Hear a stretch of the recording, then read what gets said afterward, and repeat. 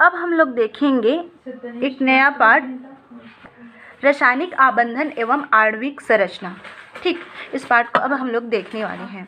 तो अधिकांश तत्व क्या होते हैं, अधिकांश तत्वों के परमाणु का स्वतंत्र अस्तित्व नहीं होता, वे आपस में संयोग करके क्या बनाते हैं, अणु बनाते हैं। जैसे कि हाइड्रोजन का देखें, हाइड्रोजन हमें H के फॉर्म में नहीं मिलेगा, वो H2 के फॉर्म में मिलेगा, इस फॉर्म में। तो वो क्या करते हैं, ये परमाणु के रूप में न रहकर अणु के रूप में मिलते हैं।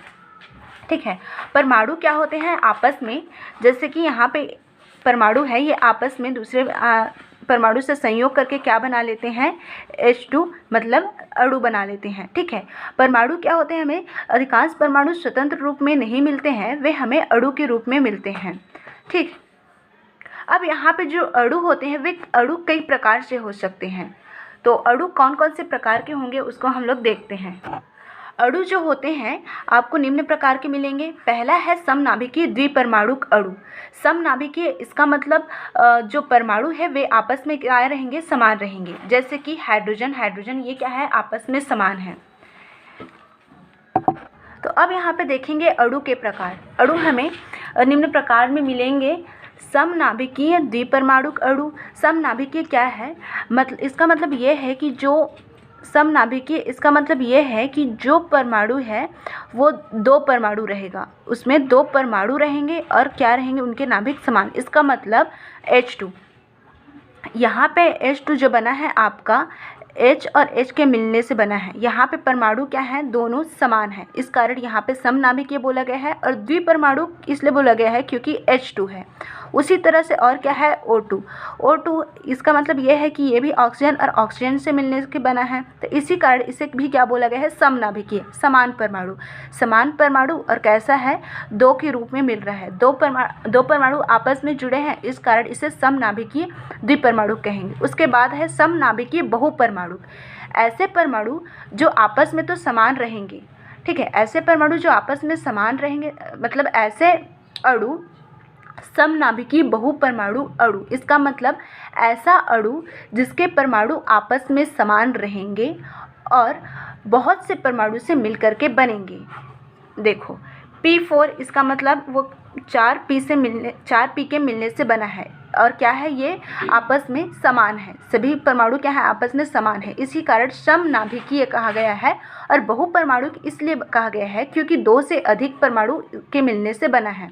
उसके बाद है विषमनाभिकीय द्विपरमाणु, मतलब ऐसे अणु जिनके परमाणु तो क्या होंगे, अलग अलग होंगे। जैसे कि यहाँ पे दिया है HCl, दोनों, यहाँ पे हाइड्रोजन है और यहाँ पे क्लोरीन है, मतलब दोनों परमाणु क्या है, समान थोड़ी ना है, अलग अलग है, इसी कारण क्या बोला गया है, विषमनाभिकीय। और दो परमाणु है इसलिए द्विपरमाणु कहा गया है। उसके बाद है विषमनाभिकीय बहुपरमाणु, मतलब ऐसे अणु जो क्या होंगे, विषम होंगे, मतलब वे परमाणु आपस में समान नहीं होंगे। जैसे कि यहाँ पे है आपका NH3, ये दोनों है परमाणु क्या है, अलग अलग परमाणु है ना, दोनों क्या है, अलग अलग परमाणु है। और कितने परमाणु है, टोटल 3 और 1 4 परमाणु के मिलने से बना है, इसी कारण यहाँ पे बहुपरमाणु बोला गया है। और विषमनाभिकीय इसलिए बोला गया है क्योंकि दोनों परमाणु क्या है, अलग अलग है।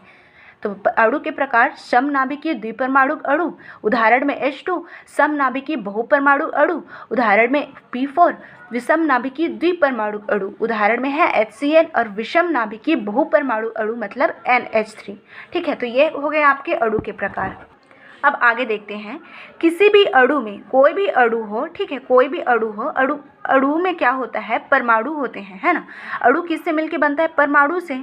तो जो परमाणु होते हैं उनके बीच क्या होता है, एक आकर्षण बल कार्य करता है। ठीक है, तो परमाणु के बीच क्या होता है, आकर्षण बल काम करते हैं ताकि वे क्या हो सके, एक स्थायी स्पीशीज का निर्माण कर सकें। ठीक है, तो क्या होता है, जैसे कि परमाणु के बीच आकर्षण बल काम करता है, तो इस आकर्षण बल को हम लोग क्या कहते हैं, रासायनिक आबंध कहते हैं। ठीक है, यहाँ पे जैसे कि देखें H2 मतलब HH, यहाँ पे कुछ आकर्षण बल काम करता है, इसके कारण क्या होते हैं,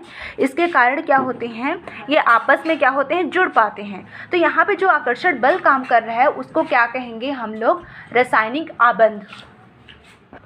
यह रासायनिक आबंध क्या काम करता है? रासायनिक आबंध वह बल होता है जो विभिन्न परमाणु को एक अणु के रूप में क्या करता है? बांधता है। रासायनिक आबंध वह बंध है जो अलग अलग परमाणु को या फिर समान परमाणु को आपस में क्या करता है? बांध करके रखता है और अणु का निर्माण करता है। ठीक है, तो अब यहाँ पे रासायनिक आबंध से संबंधित कुछ यहाँ पे क्वेश्चन है, जैसे कि यहाँ पे ये पूछा जा रहा है कि परमाणु संयोग क्यों करते हैं। यहाँ पे ये पता चल गया कि परमाणु संयोग करेंगे और क्या बनाएंगे? अणु बनाएंगे। तो आखिर में परमाणु संयोग क्यों करते हैं? परमाणु संयोग संयोग करके अणु ही क्यों बनाते हैं? तो इस तरह से यहाँ पे बहुत से क्वेश्चन उत्पन्न हुए इस रासायनिक आबंध के उत्पन्न होने के पश्चात। तो इन प्रश्नों को हल करने के लिए यहाँ पे बहुत से साइंटिस्ट द्वारा बहुत से नियम यहाँ पे प्रस्तुत किए गए हैं, बहुत से सिद्धांत यहाँ पे दिए गए हैं। जैसे कि परमाणु संयोग क्यों करते हैं? किसी अणु के बनने में कुछ निश्चित संख्या, कोई अणु बन रहा है तो कुछ निश्चित संख्या के परमाणु ही क्यों संयोग करते हैं? जैसे कि हाइड्रोजन अणु H2 ही बनता है, H4 H3 क्यों नहीं बनता है? ठीक है, और अणु की एक निश्चित आकृति क्यों होती है? तो इन सब प्रश्नों के उत्तर के लिए यहाँ पे कुछ वैज्ञानिक थे जिन्होंने अपने अलग अलग सिद्धांत प्रस्तुत किए। तो इस पार्ट में हम लोग इन सिद्धांत के बारे में पढ़ेंगे, जैसे कि कोशल-लुईस सिद्धांत है, संयोजी कक्ष मतलब VSEPR थ्योरी है, VBT थ्योरी है, MOT थ्योरी है। इन सब के बारे में यहाँ पे हम लोग पढ़ेंगे। तो सबसे पहले देखते हैं कोशल-लुईस सिद्धांत को। इस कोशल-लुईस सिद्धांत को क्या कहते हैं हम लोग? रासायनिक आबंध का कोशल-लुईस सिद्धांत या संयोजकता का इलेक्ट्रॉनिक सिद्धांत। तो यहाँ पे जो कोशल-लुईस सिद्धांत है, यह सिद्धांत को लुईस तथा कोशल ने 1916 में दिया था तथा लैंग्यूमर ने इस सिद्धांत को क्या किया? आगे बढ़ाया। ठीक है, तो इस सिद्धांत में क्या कहा गया है? इस सिद्धांत में ये बताया गया है कि जो अक्रिय गैस होते हैं वो हमें परमाणु के रूप में मिलते हैं। ठीक है, जो अक्रिय गैस होते हैं वो हमें स्वतंत्र रूप से परमाणु के रूप में मिलते हैं। तो परमाणु के रूप में आखिर में वो क्यों मिलते हैं?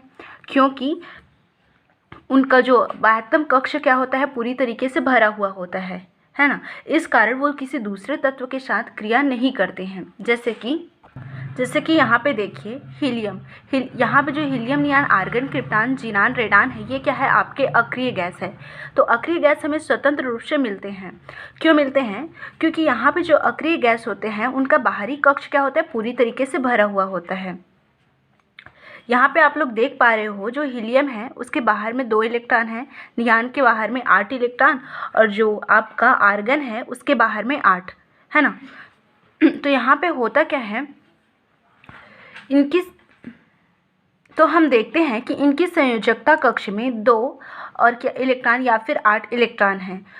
इसका मतलब ये है कि इनका बाह्यतम कक्ष क्या है? भरा हुआ है, जो उन्हें क्या करता है? स्थायित्व प्रदान करता है।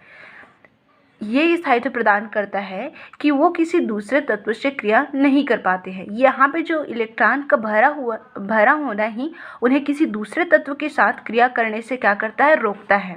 इसी कारण नियान जो होता है, आर्गन, क्रिप्टॉन, जीनान, ये किसी दूसरे तत्व से क्रिया नहीं करते हैं और ये क्या होते हैं? अपने स्थायित्व को प्राप्त करते हैं। इसी कारण भी दूसरे तत्व से क्रिया नहीं करते हैं।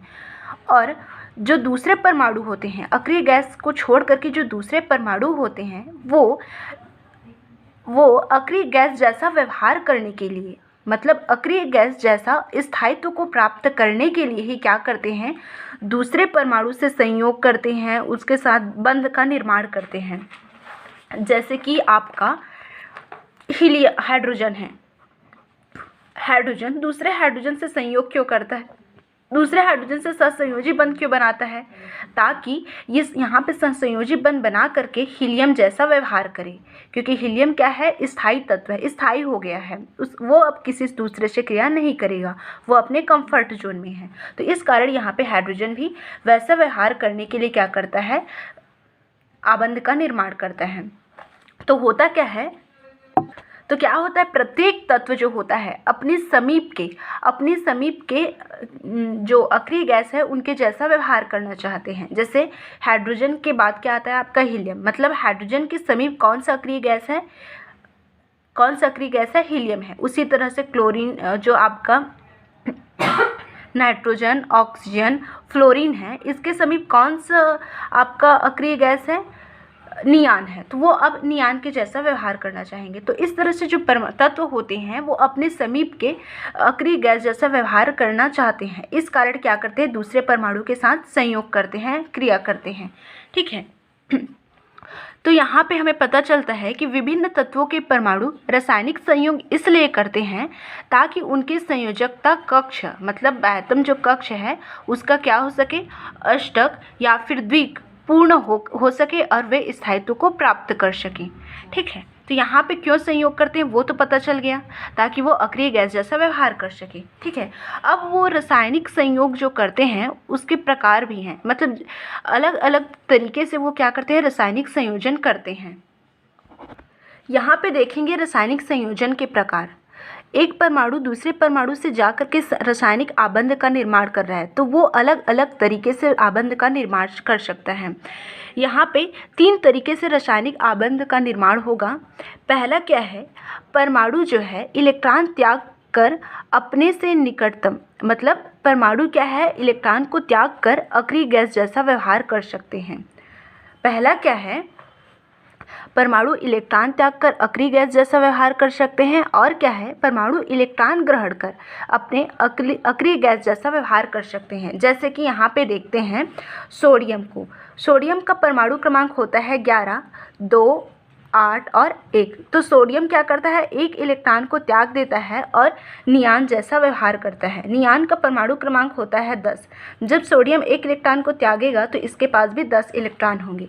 तो इस तरह से जो परमाणु होते हैं इलेक्ट्रॉन को त्याग करके, मतलब जो तत्व होते हैं इलेक्ट्रॉन को त्याग करके अक्रिय गैस जैसा व्यवहार करते हैं। कुछ तत्व जो होते हैं, जैसे कि मान लेते हैं फ्लोरीन। फ्लोरीन क्या करता है, फ्लोरीन के पास जो होता है 9 इलेक्ट्रॉन होता है, 2 और 7, है ना। तो फ्लोरीन क्या करता है, एक इलेक्ट्रॉन, मतलब कुछ तत्व ऐसे होते हैं जो इलेक्ट्रॉन ग्रहण करके क्या करते हैं, अक्रिय गैस जैसा व्यवहार करते हैं। फ्लोरीन एक इलेक्ट्रॉन को ग्रहण कर लेगा तो यहाँ पे क्या हो जाएगा, 2 और 8, ये भी क्या है, इसके जैसा क्या करते हैं, व्यवहार करते हैं। तो यहाँ पे पहला प्रकार रासायनिक संयोजन का, यहाँ पे पहला प्रकार ये है कि कुछ तत्व इलेक्ट्रॉन को त्याग करके अक्रिय जैसा व्यवहार करते हैं और कुछ तत्व इलेक्ट्रॉन को ग्रहण करके अक्रिय गैस जैसा व्यवहार करते हैं। ठीक है। तो जैसे कि यहाँ पे सोडियम एक इलेक्ट्रॉन को त्याग रहा है, तो यहाँ पे क्या आ जाएगा, एक इलेक्ट्रॉन को त्यागा है तो यहाँ पे प्लस चार्ज, एक इलेक्ट्रॉन त्यागा है इस कारण एक प्लस आया है। अगर 2 इलेक्ट्रॉन त्यागता तो यहाँ पे 2 प्लस आता। ठीक है। उसी तरह से फ्लोरीन ने यहाँ पे एक इलेक्ट्रॉन को ग्रहण किया है तो इस कारण यहाँ पे F माइनस चार्ज आएगा। एक इलेक्ट्रॉन ग्रहण किया है तो इस कारण माइनस क्या है, एक ही लिखे हैं। अगर ये फ्लोरीन 2 इलेक्ट्रॉन को ग्रहण करता तो यहाँ पे 2 माइनस होता, 3 इलेक्ट्रॉन को ग्रहण करता तो 3 माइनस होता। ठीक है। तो जब कोई तत्व इलेक्ट्रॉन को त्यागता है तो उसमें प्लस चार्ज, और जब कोई तत्व इलेक्ट्रॉन को ग्रहण करता है तो उसमें माइनस चार्ज आता है। यहाँ पे क्या है, तो यहाँ पे हमने देखा सोडियम जो है अपना एक इलेक्ट्रॉन त्याग देता है और क्लोरीन एक इलेक्ट्रॉन को, जो फ्लोरीन है वो एक इलेक्ट्रॉन को ग्रहण कर लेता है। तो इस कारण सोडियम पे क्या होता है, प्लस चार्ज आ जाता है और क्लोरीन पे माइनस चार्ज। तो यहाँ पे जो धन आवेश है और ऋण आवेश है इनके बीच जो बंध बनेगा, ठीक है, वो कहलाएगा आपका आयनिक बंध। ठीक है। तो यहाँ पे जो रासायनिक बंध बन रहा है वो क्या कहलाएगा, आयनिक बंध। जब कोई तत्व इलेक्ट्रॉन त्याग करके प्लस चार्ज बनाता है और कोई तत्व इलेक्ट्रॉन ग्रहण करके माइनस चार्ज बना लेता है तो उनके बीच जो आपका रासायनिक बंध बनेगा वो कौन सी प्रकार का बंध कहलाएगा, आयनिक बंध या फिर वैद्युत संयोजी बंध। आयनिक बंध या फिर वैद्युत संयोजी बंध कहलाएगा। यह है आपका पहला प्रकार, आयनिक बंध। कब बनेगा, जब परमाणु इलेक्ट्रॉन त्यागेंगे या फिर परमाणु इलेक्ट्रॉन ग्रहण करेंगे। तो जब परमाणु इलेक्ट्रॉन त्यागेंगे और इलेक्ट्रॉन ग्रहण करेंगे तो इनके बीच जो बंध बनेगा वो कहलाएगा आयनिक बंध या फिर वैद्युत संयोजी बंध। उसके बाद दूसरा प्रकार देखते हैं। अब रासायनिक संयोजन का दूसरा प्रकार देखते हैं। क्या होता है, जब ऐसी स्थिति उत्पन्न हो जाए कि किसी तत्व का परमाणु अपना अष्टक किसी अन्य परमाणु द्वारा त्यागे गए इलेक्ट्रॉन को ग्रहण करके पूर्ण न कर सकता हो तो वह दूसरे परमाणु से क्या करता है, इलेक्ट्रॉन का साझा कर लेता है। जैसे कि यहाँ पे देखते हैं नाइट्रोजन है। नाइट्रोजन के बाह्यतम कक्ष में 5 इलेक्ट्रॉन होते हैं, है ना। और क्या है यहाँ पे हाइड्रोजन। हाइड्रोजन के पास 1 इलेक्ट्रॉन होता है। तो हाइड्रोजन जब नाइट्रोजन से एक इलेक्ट्रॉन को ग्रहण कर लेगा तो यहाँ पे 3 और 1 क्या है 4, 3 2 5 और 1 क्या हो गया 6, सिर्फ 6 इलेक्ट्रॉन हो रहा है नाइट्रोजन में। तो इसका मतलब ये है कि नाइट्रोजन हाइड्रोजन का इलेक्ट्रॉन को लेकर अपना अष्टक पूरा नहीं कर पा रहे हैं। तो यहाँ पे ये क्या करेगा, हाइड्रोजन के इलेक्ट्रॉन के साथ क्या करेगा, साझा करेगा। तो यहाँ पे क्या करता है, ये हाइड्रोजन के से साझा करता है। तो यहाँ पे एक इलेक्ट्रॉन से साझा किया है तो यहाँ पर इसका अष्टक पूरा नहीं हो पा रहा है, तो यहाँ पे और हाइड्रोजन से साझा कर लेगा ये। अब यहाँ पे क्या हो गया, 3 2 5 6 7 8, नाइट्रोजन के पास कितना इलेक्ट्रॉन हो गया, 8 इलेक्ट्रॉन। ठीक है, यहाँ पे 3, यहाँ पे 2 और यहाँ पे 3। उसी प्रकार हाइड्रोजन के पास अब कितना इलेक्ट्रॉन हो गया, एक हाइड्रोजन के पास 2 इलेक्ट्रॉन। ठीक है, हाइड्रोजन जो होते हैं हीलियम जैसा व्यवहार करना चाहते हैं, हीलियम के पास 2 इलेक्ट्रॉन होता है ना, हीलियम का परमाणु क्रमांक 2 होता है। तो हाइड्रोजन जो होते हैं इसके जैसा व्यवहार करना चाहते हैं, क्योंकि हीलियम भी क्या है, आपका अक्रिय गैस है। तो इसी तरह से जब किसी तत्व का अष्टक किसी दूसरे तत्व द्वारा इलेक्ट्रॉन देने से पूरा नहीं होता है तो वो दूसरे तत्व से क्या कर लेता है, सहसंयोजी बंध का निर्माण कर लेता है। सहसंयोजी बंध को हम लोग एक तीर के निशान द्वारा दर्शाते हैं। ठीक है, अगर यहाँ पे ये हाइड्रोजन जो है एक इलेक्ट्रॉन दे रहे हैं तो वहाँ पे सिंगल बॉन्ड बनेगा। अगर यहाँ पे ये 2 इलेक्ट्रॉन देते तो यहाँ पे क्या होता है, जैसे कि यहाँ पे नाइट्रोजन है। ठीक है, बाह्यतम कक्ष में क्या होता है, 5 इलेक्ट्रॉन होता है। तो यहाँ पे 1 बंध 2 बंध 3 बंध, 3 बंध क्यों बना है, क्योंकि ये तीन इलेक्ट्रॉन उससे साझा किए हैं। ठीक है, तो ये है आपका सहसंयोजी बंध। तो अब हमें दूसरे आबंध के रासायनिक आबंध के बारे में पता चला, क्या है, सहसंयोजी आबंध या फिर सहसंयोजी बंध। ठीक, पहला बंध हमने देखा आयनिक बंध, जो आयनों के बीच बना। सहसंयोजी बंध जो परमाणुओं के बीच बनेगा। अब ऐसा नहीं है कि समान परमाणु के बीच ही सहसंयोजी बंध बने, वो असमान परमाणु के बीच भी क्या होता है, बनता है। अब देखते हैं रासायनिक संयोजन के तीसरे प्रकार के बारे में। कभी कभी ऐसी स्थिति उत्पन्न हो सकती है कि किसी परमाणु का अष्टक पूर्ण करने के लिए एक इलेक्ट्रॉन युग्म की आवश्यकता हो। एक इलेक्ट्रॉन युग्म मतलब 2 इलेक्ट्रॉन। ठीक है, 2 इलेक्ट्रॉन की आवश्यकता हो, तब किसी अन्य परमाणु का अष्टक पूर्ण हो जाने के बाद भी उसके पास एकाकी इलेक्ट्रॉन युग्म बच जाता है तो पहले वाला परमाणु इलेक्ट्रॉन युग्म ग्राही तथा दूसरा परमाणु क्या कहलाएगा, इलेक्ट्रॉन युग्म दाता। तो इस प्रकार जो बंध बनेगा उसे कहेंगे उपसहसंयोजी बंध। तो इस बंध के बारे में देखते हैं, उपसहसंयोजी बंध कैसे बनता है। ठीक है, तो उपसहसंयोजी बंध को देखने के लिए हम लोग एक उदाहरण देखते हैं SO2 का। ठीक है, SO2 यहाँ पे क्या है, जो सल्फर है, सल्फर के बाह्यतम कक्ष में होता है 6 इलेक्ट्रॉन। सल्फर का परमाणु क्रमांक होता है 16, 2, 8 और 6। तो बाह्यतम कक्ष में 6 इलेक्ट्रॉन है, तो यहाँ पे हो गया। और ऑक्सीजन के बाह्यतम कक्ष में ऑक्सीजन का परमाणु क्रमांक 8, 2 और 6, उसमें भी कितना होता है, 6 इलेक्ट्रॉन। ठीक है, तो यहाँ पे हो जाएगा 6, यहाँ पे 2 ऑक्सीजन है तो हो गया 6। ठीक है, तो यहाँ पे क्या हो जाएगा, आपका उपसहसंयोजी बंध का निर्माण होगा। तो उपसहसंयोजी बंध होता क्या है, जैसे कि यहाँ पे ऑक्सीजन के पास 6 इलेक्ट्रॉन है तो वो इसके साथ सहसंयोजी बंध, इसके साथ सहसंयोजी बंध बनाएगा। अब ऑक्सीजन के पास कितना इलेक्ट्रॉन हो गया, 2, 2 4, 2 6 और 2 8। ठीक है, अब यहाँ पे सल्फर को देखते हैं, यहाँ पे 2, 2 4, 2 6, 7 8, 9 10। यहाँ पे सल्फर के पास अब कितने इलेक्ट्रॉन हो गए, 10 इलेक्ट्रॉन हो गए। तो ये अपना इलेक्ट्रॉन युग्म किसको दे देगा, इसके पास जो इलेक्ट्रॉन युग्म है वो अब किसको देगा, ऑक्सीजन को, ताकि उसका भी अष्टक क्या हो सके, पूर्ण हो सके। तो यहाँ पे सल्फर क्या है, अपना इलेक्ट्रॉन युग्म ऑक्सीजन को देता है, मतलब अब इसके पास ये वाला इलेक्ट्रॉन है वो क्या हो गया है, गायब हो गया है, पूरी तरीके से वो ऑक्सीजन को दे देता है। इस कारण इसको ऐसे तीर के निशान से हम लोग दर्शाते हैं। तो जब कोई परमाणु, जब किसी तत्व का अष्टक पूरी तरीके से पूर्ण हो जाता है तो वो अपना इलेक्ट्रॉन युग्म किसी दूसरे तत्व को दे देता है, जिससे वहाँ पे जो बंध बनता है उसे कहेंगे आपका उपसहसंयोजी बंध। ठीक है, तो ये आपका उपसहसंयोजी बंध को ऐसे तीर के निशान से दर्शाते हैं हम लोग। ये तीसरा प्रकार है उपसहसंयोजी बंध।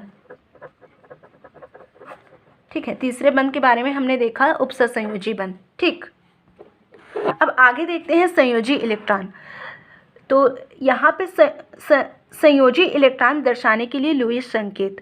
लुईस एक साइंटिस्ट थे, उन्होंने अपना एक सिद्धांत दिया और उसमें ये बताया कि अगर जो तत्व है, कोई भी तत्व है, उनके बाह्यतम कक्ष में, जैसे कि आपका लिथियम है, लिथियम का परमाणु क्रमांक 3 होता है ना, उसके बाह्यतम कक्ष में 1 इलेक्ट्रॉन होते हैं। उसी तरह से बेरिलियम है, बेरिलियम का परमाणु क्रमांक 4 होता है, बाह्यतम कक्ष में 2 इलेक्ट्रॉन। अगर कोई तत्व किसी तत्व के बाह्यतम कक्ष में, मतलब संयोजी इलेक्ट्रॉन बोलेंगे इसको, बाह्यतम कक्ष में जो इलेक्ट्रॉन होते हैं उनको संयोजी इलेक्ट्रॉन बोलेंगे। किसी तत्व के बाह्यतम कक्ष में जो इलेक्ट्रॉन होते हैं उसको हम लोग डॉट से दर्शाएं, डॉट मतलब एक चिन्ह से, जैसे कि ये वाला चिन्ह से। तो यहाँ पे क्या होता है, हम लोग उसके बंध के प्रकार को या फिर उस किस प्रकार से कैसे बंध बनाता है उसको आसानी से समझ सकते हैं। यहाँ पे उसी तरह से बेरिलियम के पास 2 संयोजी इलेक्ट्रॉन हैं, तो यहाँ पे ऐसे करके हम लोग दर्शाएंगे। उसी तरह से बोरान का परमाणु क्रमांक 5 होता है, तो 2 और क्या हो जाएगा 3। बोरान में 1, 2 और 3 संयोजी इलेक्ट्रॉन है। तो इस तरह से अगर डॉट से दर्शाएं तो हम उसमें के बाह्यतम कक्ष में कितने इलेक्ट्रॉन हैं या फिर वो किस प्रकार से बंध बनाएगा उसको हम लोग बता सकते हैं। ऐसा बताया लुईस महोदय ने। लुईस महोदय ने हमें ये बताया कि किसी भी तत्व के संयोजी कोष में जो इलेक्ट्रॉन होते हैं उसको अगर डॉट से दर्शाएं हम लोग तो क्या जो बंध है उसको आसानी से समझ सकते हैं और उसके संयोजी कक्ष में कितने इलेक्ट्रॉन हैं उसको भी बता सकते हैं। यहाँ पे 3 डॉट हमें ये बताता है कि बोरान के संयोजी कक्ष में, बाह्यतम कक्ष में 3 इलेक्ट्रॉन हैं। ठीक है, तो ये हो गया आपका लुईस संकेतन या फिर संयोजी इलेक्ट्रॉन।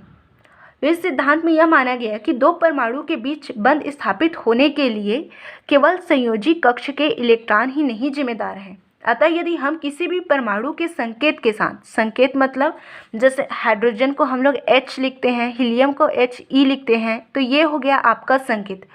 ठीक है, तो किसी भी परमाणु के संकेत के साथ उसके अंतिम कक्ष में स्थित इलेक्ट्रॉनों को डॉट बनाकर प्रदर्शित करें तो हम रासायनिक आबंध को आसानी से समझ सकते हैं। ठीक है, तो अब हम लोग रासायनिक संयोजन के पहले प्रकार के बारे में देखेंगे जिसे आयनिक बंध या फिर विद्युत संयोजी बंध कहते हैं।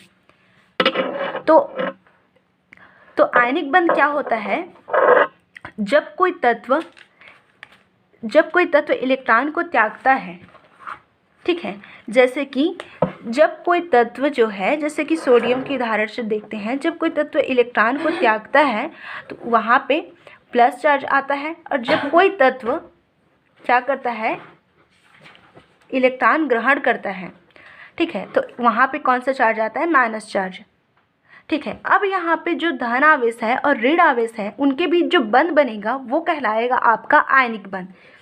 Na+ और Cl- इन दोनों के बीच जो बंध बनेगा वो कहलाएगा आपका आयनिक बंध। 2 विपरीत आवेश वाले आयनों के बीच, 2 विपरीत आवेश वाले, एक प्लस है और दूसरा माइनस है, तो 2 विपरीत आवेश वाले आयनों के बीच जो आकर्षण बल काम करता है उसे हम लोग आयनिक बंध या फिर विद्युत संयोजी बंध कहते हैं।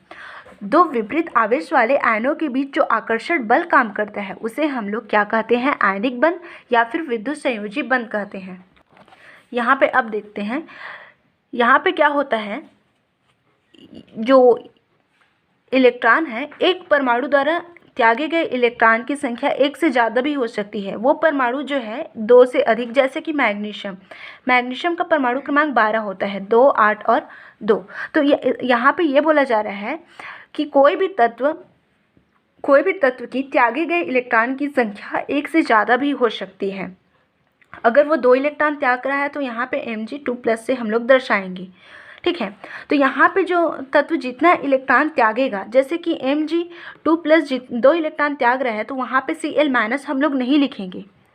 Cl- लिखेंगे तो क्या हो जाएगा, वो गलत हो जाएगा। जो अगर कोई तत्व 2 इलेक्ट्रॉन त्याग रहा है तो सामने वाला ऐसा हो जो 2 इलेक्ट्रॉन को ग्रहण करे। ठीक है, मतलब अगर ये 2 इलेक्ट्रॉन त्याग रहा है तो उसके साथ जो तत्व है उसको भी 2 इलेक्ट्रॉन ग्रहण करना पड़ेगा।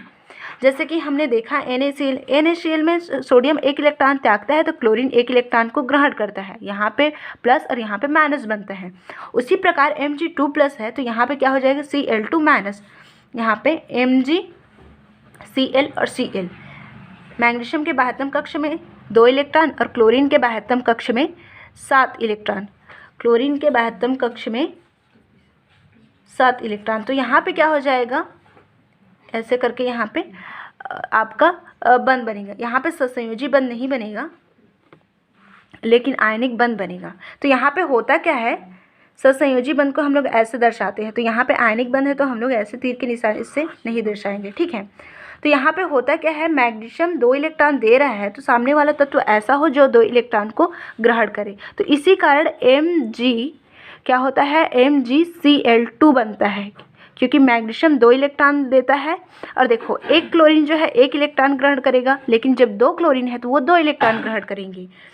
MgCl एक क्लोरीन है तो वो 1 इलेक्ट्रॉन को ग्रहण करेगा और दूसरा क्लोरीन दूसरे 1 इलेक्ट्रॉन को, तो इसी कारण यहाँ पे MgCl2 को दर्शाते हैं। तो यहाँ पे देखो सोडियम जो है अपना 1 इलेक्ट्रॉन त्यागा है तो इसी कारण यहाँ पे प्लस चार्ज, और क्लोरीन 1 इलेक्ट्रॉन को ग्रहण किया है तो इसी कारण यहाँ पे माइनस चार्ज आया है, ठीक। अब यहाँ पे Na और Cl के बीच जो आकर्षण बल काम करेगा उसे हम लोग क्या कहेंगे, वैद्युत संयोजी बंध कहेंगे या फिर आयनिक बंध कहेंगे। अब आगे देखते हैं आयनिक बंध मतलब वैद्युत संयोजी बंध को प्रभावित करने वाले कारक को। पहला है आपका आयनिक विभव, मतलब पहला क्या है, आयनन विभव, आयनाइजेशन एंथैल्पी। तो आयनन विभव क्या होता है, किसी परमाणु के संयोजी कक्ष से मतलब बाह्यतम कक्ष से एक इलेक्ट्रॉन निकालने पर जितनी ऊर्जा की आवश्यकता होती है उसे क्या कहते हैं, आयनन विभव, ठीक है।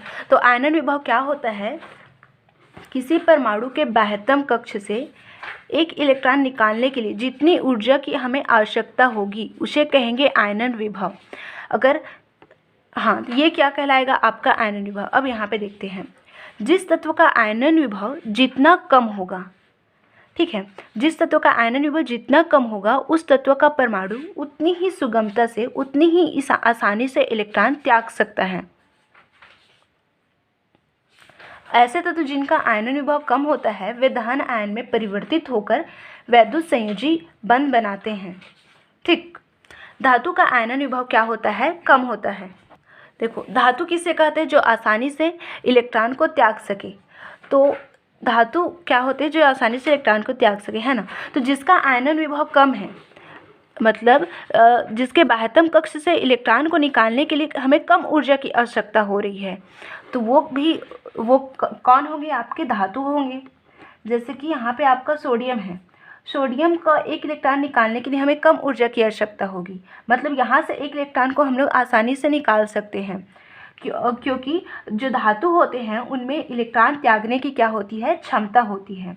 तो अगर आयनन विभव का मान कम है, तो इसका मतलब वो कौन है, आपके धातु हैं, ठीक है। आयनन विभव का मान कम है तो इसका मतलब कौन है, वो आपके धातु हैं, ठीक है। तो धातु होंगे तो इलेक्ट्रॉन को त्याग कर वो क्या बनाएंगे, धनावेश बनाएंगे। अब धनावेश जो है दूसरे ऋणावेश के साथ संयोग करके क्या बनाएगा, आयनिक बंध का निर्माण कर लेगा। यहाँ पे आपका धनावेश बना है जो दूसरे किसी ऋणावेश के साथ क्या करेगा, संयोग करके आपका क्या बना लेगा, आयनिक बंध बना लेगा।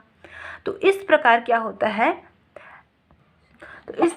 होता है, आयनन विभव भी क्या है, आयनिक बंध को प्रभावित करता है। आयनन विभव कम है, इसका मतलब वो क्या है, आपका धातु है।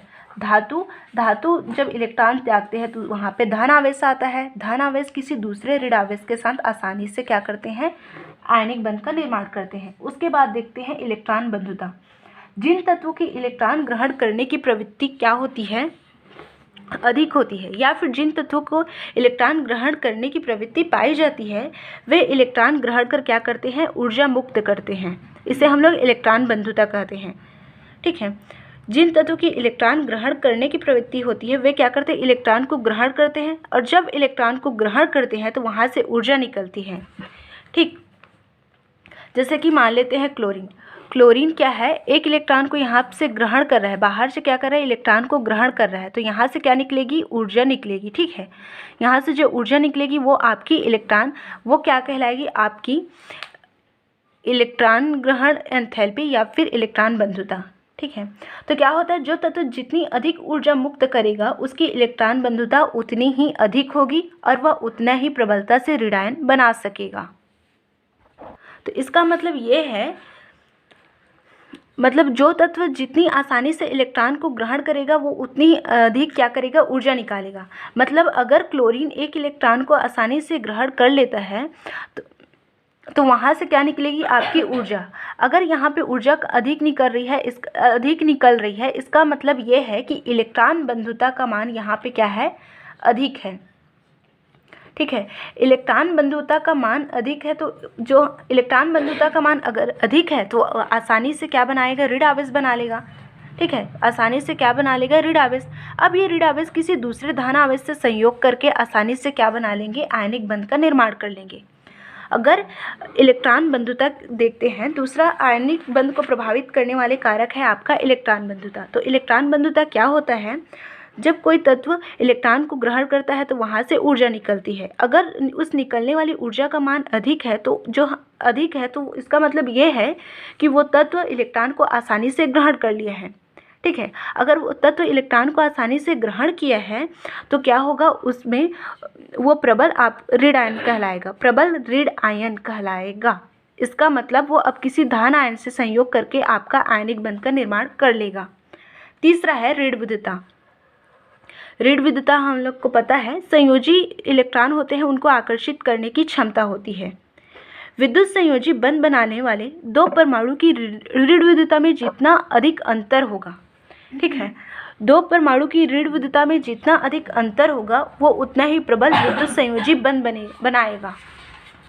तो ठीक है, ऋण विद्युता साझे का जो इलेक्ट्रॉन युग्म है, दो परमाणु आपस में सहसंयोजी बंध से जुड़े हैं, है ना, तो उसको आकर्षित करने की क्षमता को हम लोग क्या कहते हैं, उसकी विद्युत ऋणात्मकता कहते हैं, है ना।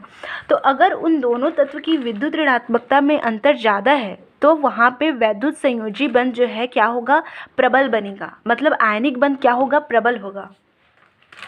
जैसे कि यहाँ पे फ्लोरीन की विद्युत ऋणात्मकता सर्वाधिक होती है 4.0 तथा सीजियम की विद्युत ऋणात्मकता सबसे कम होती है 0.8। अतः इन दो परमाणु के बीच ऋण विद्युता में अंतर क्या होगा, 3.2 होगा, मतलब अधिक होगा। अतः सीजियम फ्लोराइड सर्वाधिक प्रबल आयनिक बंध होगा। यहाँ पे जो आयनिक बंध बना है वो क्या है, प्रबल है। ठीक है, तो यहाँ पे आयनिक बंध कैसा है, प्रबल आयनिक बंध है। सीजियम क्या है, fluoride, caesium fluoride.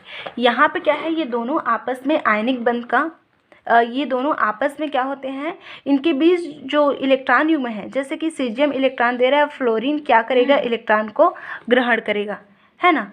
Caesium electron को देगा, फ्लोरीन क्या करेगा, इलेक्ट्रॉन को ग्रहण करेगा। तो यहाँ पे क्या होगा, तो यहाँ पे सीजियम और फ्लोराइड जो है उनकी विद्युत ऋणात्मकता में अंतर ज़्यादा होता है। विद्युत ऋणात्मकता हमें पता है, जैसे कि ए और बी है, ये दोनों आपस में सहसंयोजी बंध बनाए हैं।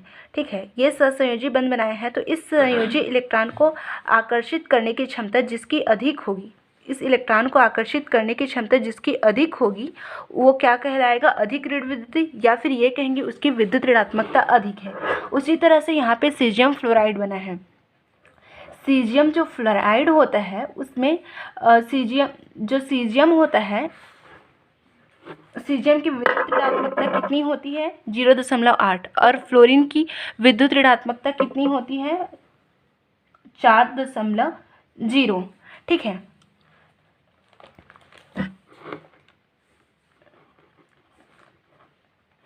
तो यहाँ पे विद्युत ऋणात्मकता में 3.2 का अंतर पाया जाता है। इसका मतलब इन दोनों के बीच विद्युत ऋणात्मकता सबसे अधिक है। तो यहाँ पे ये कहेंगे, यहाँ पे जो आयनिक बंध बना है वो क्या है, प्रबल है। ठीक है, तो ये है विद्युत ऋणात्मकता तीसरा प्रकार। तो इस तरह से आयनिक बंध को प्रभावित करने वाले कारक है आयनन विभव, इलेक्ट्रॉन बंधुता और ऋण विद्युता। और चौथा क्या है आपका, जालक ऊर्जा। जालक ऊर्जा क्या होता है, ठोस अवस्था में जो आयनिक यौगिक क्या होते हैं, क्रिस्टलीय रूप में रहते हैं। इन क्रिस्टल का निर्माण किसके द्वारा होता है, आयनों के द्वारा। ठीक है, जो क्रिस्टल होता है उसमें आयन क्या होते हैं, एक निश्चित व्यवस्था में व्यवस्थित रहते हैं।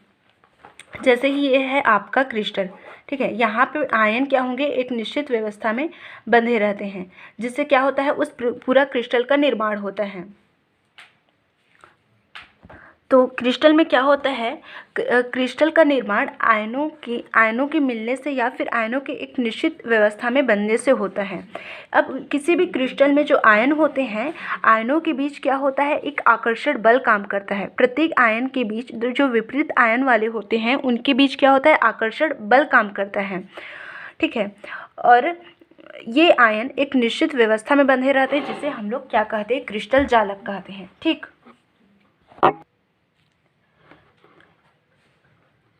क्रिस्टल का निर्माण आयनों के द्वारा होता है। ये आयन क्रिस्टल में विद्युत आकर्षण बल के द्वारा क्या होते हैं, बंधे रहते हैं और एक निश्चित व्यवस्था में का निर्माण करते हैं। जो क्रिस्टल होते हैं वो आयनों के मिलने से बनते हैं। किसी भी क्रिस्टल में प्लस आयन और माइनस आयन रहेंगे और वो आयन आपस में आकर्षण बल से, कौन से आकर्षण बल, विद्युत आकर्षण बल से एक दूसरे में बंधे रहते हैं। और यहाँ पे जो आपका क्रिस्टल का निर्माण हो रहा है वो कहलाएगा आपका क्रिस्टल जालक। ठीक है, तो अब क्या होता है, इस क्रिस्टल जालक के बनने से यहाँ से ऊर्जा क्या होती है, निकलती है, जिसे हम लोग क्या कहते हैं, क्रिस्टल ऊर्जा कहते हैं। ठीक, किसी भी क्रिस्टल का निर्माण आयनों के मिलने से बनता है। आयन आपस में विद्युत आकर्षण बल से बंधे रहते हैं। ठीक है, तो इस आकर्षण बल से बंधे रहने के कारण यहाँ से ऊर्जा निकलती है, जिसे हम लोग कहते हैं क्रिस्टल ऊर्जा या फिर जालक ऊर्जा। जो जालक ऊर्जा होती है उसे हम लोग U से प्रदर्शित करते हैं। अब यहाँ पे देखो, जालक ऊर्जा का मान जितना अधिक होगा, जालक ऊर्जा का मान जितना अधिक होगा, आयनिक बंध उतना ही प्रबल होगा। तो यहाँ पे जालक ऊर्जा ये डिसाइड कर रहा है कि आयनिक बंध प्रबल होगा कि दुर्बल होगा। जालक ऊर्जा का मान अगर ज़्यादा है तो वहाँ पे आयनिक बंध प्रबल होगा। जालक ऊर्जा का मान कम है तो आयनिक बंध क्या होगा, दुर्बल होगा। ठीक है, तो जालक ऊर्जा के बारे में हमने देखा, किसी भी क्रिस्टल में जो आयन जो होते हैं वैद्युत आकर्षण बल से बंधे रहते हैं। तो इस आकर्षण बल से बंधे रहने के कारण वहाँ से ऊर्जा निकलती है, जिसे जालक ऊर्जा कहते हैं।